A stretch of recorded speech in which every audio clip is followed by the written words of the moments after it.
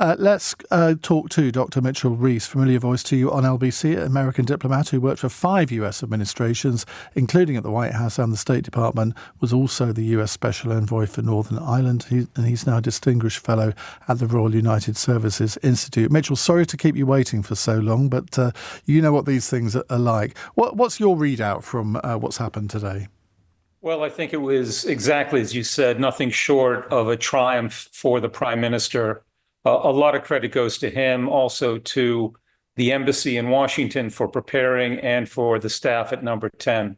It clearly went beyond the rapport that the two of them had. There was some substantive agreements, and it created momentum going forward. And so the challenge now, after they get off this high, which is well-deserved, they're going to think about what are the next steps so that we can keep this going.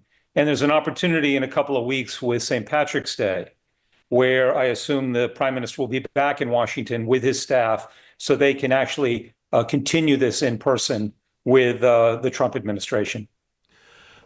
The whole thing about a trade deal, I mean, that's come as a bit of a surprise, hasn't it? Well, it's a little bit shocking, actually. There hasn't been a major trade deal by the United States for quite a while. And the reason for that is that there is bipartisan opposition to free trade. I actually think it's going to be a little bit more difficult to get that deal done than people might be thinking right now in the heat of the moment and in basking in what they heard today.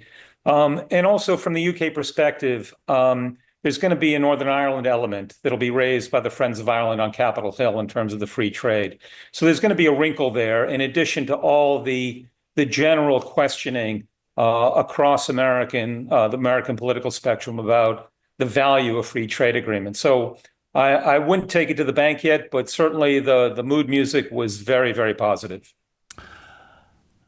So where do you think this? You've already said you think Keir Starmer might be back within a very short time. But I mean, obviously, the whole situation in Ukraine was overshadowing all of this as well, with the things that Donald Trump has said. I mean, he even denied calling Zelensky a dictator, which I thought was bizarre.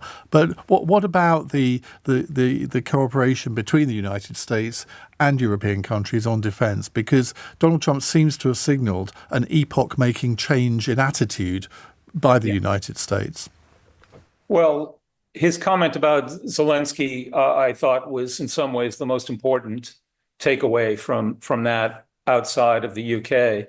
And I think it suggests that the Ukraine policy is still very much a work in progress. We keep on hearing different things from different people in the administration almost on a daily basis. And I don't think that there's a plan yet. I don't think that there's a strategy yet. I think that the president is searching. The president has got some levers that he's willing to use, both against Putin, we've heard that, and against Zelensky, we know, and to try to move the Europeans as well. But I don't think that there's a coherent plan yet. General Kellogg is supposed to be the point person, but he wasn't invited to the Riyadh summit. So I think that this is still under development, and that's why it's so important for the prime minister to be there today, to weigh in and to have some influence as this policy is still being developed. I'm going to ask you an invidious question now, because you know that we Brits, we like to get one over the French. Now, I thought President Macron played a blinder on Monday, but I'm going to go out on a limb and say that Prime Minister Starmer outdid him. Oh, I don't think there's any question. And as good as Macron was, I thought Keir Starmer and the whole team were terrific today. And to have the sort of praise that we heard from President Trump, I think was quite remarkable and telling. And so kudos to the prime minister. You have enough bad days when you're prime minister. You really need to celebrate the good days. And today was a very, very good day for the prime minister, for his team, and I think for the UK as well. You've been involved in all of the pre-discussions for summits like this. I mean, you paid tribute earlier to the embassy staff and Number 10 staff. Just take us through how much work goes into preparing for these meetings, because they don't just happen. They don't walk in the room. I mean, there's got to be some sort of agenda. There's got to be some sort of agreement on areas to talk about, hasn't there? I think that's exactly right. And people might be surprised not just the amount of work, but how long the preparations are. As soon as these things are announced, teams of the various embassies and foreign ministries meet. They craft an agenda. Each side wants to emphasize certain things. So you want to get your item higher up on the agenda. You have to brief the principals as well. And of course, that's a moving target because the facts change on the ground all the time. And then, of course, you're just keeping your fingers crossed that the personal chemistry on the day will work. And when it comes together, it's really magical. And I think that's what we saw today. So a job really well done to Starmer and his team. Wasn't it a bit worrying, though, that Donald Trump didn't seem to know what AUKUS was? Yeah, I did notice that. I think that it could have been, let's just say it could have been the pronunciation, the accent, okay? Oh, come on.